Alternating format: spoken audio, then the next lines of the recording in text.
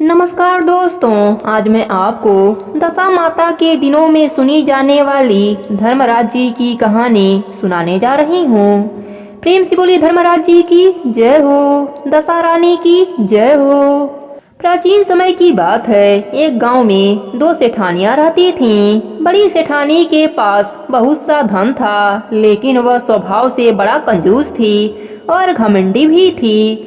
छोटी सेठानी के घर में धन कम था, लेकिन वह सरल स्वभाव की थी, सबका मदद करती रहती थी। साथ ही धार्मिक कार्य और लोगों की मदद करने में अपना समय व्यतीत करती थी। हर रोज सुबह स्नान करने के बाद तुलसी पीपल सींचती, भगवान के मंदिर जाकर पूजा करती और वहीं बैठकर धर्मराज जी की कहानी सुना करती थी। यह सब देखकर बड़ी सेठानी हंसती और कहती, यह तो पूरा दिन फालतू कामों में अपना समय खत्म कर देती है। ऐसे ही दिन बीतते गए और दोनों सेठानी बुढ़ी हो गईं और एक दिन दोनों की मृत्यु हो गई। छोटी सेठानी को लेने के लिए धर्मराज जी ने अपना विमान भेजा और बड़ी सेठानी को दूत मारते हुए ले जाने लगे। रास्ते में बड़ी सेठानी ने कहा कि मुझे भूख लगी है। तब दूत बोले कि यदि तुमने अपने संपूर्ण जीवन में किसी को खाना खिलाया होगा तभी हम तुम्हें खाना देंगे, अन्यथा नहीं देंगे। थोड़ी देर बाद उसने फिर से कहा कि मुझे प्यास लगी है। तब दूत बोले कि यदि तुमने अपने संपूर्ण जीवन में किसी प्यासे को पानी पिलाया होगा तभी हम तुम्हें पानी देंगे, अन्यथा नहीं देंगे। इस प्रकार उसे पानी भी नहीं मिला। आगे रास्ते में उसे कांटे चुभने लगे और तेज गर्मी पड़ने लगी, लेकिन दूत उसे घसीटते हुए ले जा रहे थे। अब बड़ी सेठानी बड़ा पछता रही थी कि मेरे पास सब कुछ होते हुए भी दान धर्म नहीं किया। बड़ी कठिनाइयों के बाद वह धर्मनगरी पहुंची। वहां जाकर उसने देखा कि छोटी सेठानी सोने के सिंहासन पर बैठी है और उसके पास तरह तरह के व्यंजन फल रखे हैं और दास दासियां चंवर डुला रहे हैं। छोटी सेठानी का ठाट देखकर बड़ी सेठानी बड़ा पछता रही थी। बड़ी सेठानी बोली, प्रभु मुझे सवा पहर का समय दे दीजिए, मैं वापस आकर अपना दंड भोग लूंगी। बड़ी सेठानी के बार बार आग्रह करने पर धर्मराज जी बोले, ठीक है। बड़ी सेठानी के शरीर में वापस प्राण डाल दिए गए और वह धरती पर आते ही अपने पंडितों को बुलाकर धर्मराज जी की कहानी सुनी और सब तरह के दान धर्म करी और उद्यापन करी।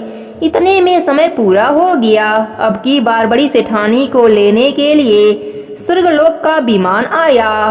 सवा पहर के दान धर्म और धर्मराज जी के कहानी सुनने से बड़ी सेठानी को भी स्वर्गलोक की प्राप्ति हुई। हे धर्मराज जी, जैसे आपने उन दोनों सेठानियों पर कृपा करी, वैसे ही आपके नित्य नियम निभाने वाले सभी भक्तों पर अपनी कृपा बना के रखना। प्रेम से बोलिए धर्मराज जी की जय हो। एक समय की बात है, एक नगर में एक राजा रहता था। उसकी दो रानियां थीं। छोटी रानी राजा को अति प्रिय थी क्योंकि वह बहुत सुंदर थी और पैसे वाले घर की भी थी। बड़ी रानी इतनी सुंदर नहीं थी और साधारण राशि परिवार से थी। एक बार बड़ी रानी राजपुरोहित के कहने पर धर्मराज जी की कहानी सुनने का नियम लिया। महल में एक ब्राह्मणी आकर बड़ी रानी को धर्मराज जी की कहानी सुनाने लगी। जब छोटी रानी को पता चला तो उसने भी देखकर दासी से कहा कि ब्राह्मणी को कहना कि कल से धर्मराज जी की कहानी पहले मुझे सुनाकर ही बाद में बड़ी रानी को सुनाया करे। ब्राह्मणी ने ऐसा ही किया। पहले छोटी रानी को धर्मराज जी की कहानी सुनाई। छोटी रानी ब्राह्मणी को दक्षिणा में 5 सोने का मुद्राएं दिया। ब्राह्मणी बहुत खुश हुई। बड़ी रानी तो एक मुट्ठी ज्वार और एक मुट्ठी बाजरा दे देती थी। अब ब्राह्मणी दोनों रानियों में भेदभाव करने लगी। ब्राह्मणी छोटी रानी को बड़े ही धीरे धीरे और अच्छे से धर्मराज जी की पूरी कहानी सुनाती, क्योंकि वह उसे 5 स्वर्ण मुद्राएं दान में देती, जबकि बड़ी रानी को जल्दी जल्दी अधूरी कहानी सुनाकर चली जाती। जब एक दिन बड़ी रानी ने ब्राह्मणी से कहा, हे देवी, आप आराम आराम से धर्मराज जी की कहानी सुनाओ और पूरी सुनाओ। इस बात पर ब्राह्मणी बड़ी रानी पर क्रोधित होते हुए बोली कि मुझे घर पर बहुत काम होते हैं, आप मुझे दक्षिणा भी नहीं अच्छी देती हैं और दूसरी तरफ छोटी रानी रोज कहानी सुनने के बाद 5 स्वर्ण मुद्राएं दक्षिणा में देती है। बड़ी रानी ने कहा, हे देवी, मैं आपको उद्यापन में अच्छी दक्षिणा दे दूंगी। दोनों रानियों ने साल भर में उद्यापन किया। छोटी रानी ने खूब धूमधाम से उद्यापन किया। बड़ी रानी 2 जोड़े ब्राह्मण ब्राह्मणी को भोजन कराकर उद्यापन किया। उधर छोटी रानी ने ब्राह्मणी को दक्षिणा में बहुत सा धन दिया। ब्राह्मणी धन पाकर बहुत खुश हुई। ब्राह्मणी फिर बड़ी रानी के पास दक्षिणा मांगने के लिए गई। बड़ी रानी सोच में पड़ गई कि मैं इसे दक्षिणा में का दूं। तभी उसे याद आया कि उनकी माँ ने उसे एक लाल रंग की सच्चे गोटे की जरी की साड़ी दहेज में दिया है।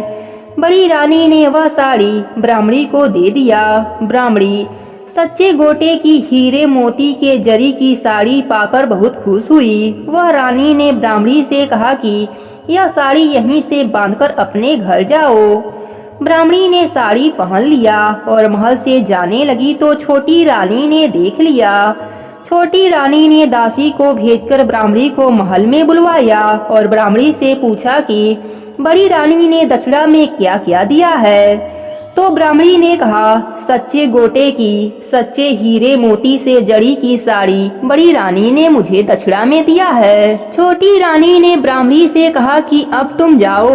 यह सब देखकर छोटी रानी आग बबूला हो गई। वह भवन में जाकर बैठ गई। जब शाम को राजमहल में राजा आए तो वह गुस्से का कारण पूछने लगा तो उसने कहा कि बड़ी रानी ने ब्राह्मणी को धर्मराज जी के उद्यापन में एक कीमती साड़ी दी है, मुझे वही साड़ी चाहिए। राजा ने कहा कि हे रानी, वह साड़ी तो उसके मायके वालों ने उसे दिया था। छोटी रानी ने जिद पकड़ लिया।